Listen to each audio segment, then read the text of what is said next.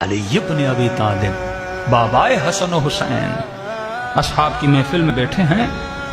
ایک شخص شام سے آتا ہے، اصحاب علی کے سامنے مولا علی کو گالیاں دینا شروع کر دیتا ہے. صحابی غیرت میں آتے ہیں، یا علی اس کا منہ بند کریں. تو چپ کر کے بیٹھ جائے، دینے دو اسے، جتنی گالیاں دیتا ہے دینے دو. مولا کو پتا انسان لیمیٹڈ ہے، کتنی دے گا، تھک جائے گا آخر. اب 10 گھنٹے کی تو کوئی مجلس پڑھ بھی نہیں سکتا نا، انسان تھک جاتا ہے، آخر بول بول کے بھی تھک جاتا ہے، قرآن پڑھ کے بھی انسان تھک جاتا ہے، اس کی ایک لیمٹ ہے. امام نے کہا دینے دو اسے. دیتا رہا، مولا علی کو برا بلا کہتا رہا، جو کچھ گند اس کے ذہن میں شامیوں نے بھرا تھا وہ اس نے مولا علی کو بول دیا. بول کے جب تھک گیا، امام نے اپنے صحابی کو کہا اسے پانی تو پلا، تھک گیا ہے. سوچ دیکھیے نا، اور کنٹرول علی بن ابی طالب، مطلب وہ امام کیسا جس کے غصے کو شام سے آیا ہوا ایک شامی کنٹرول کرے.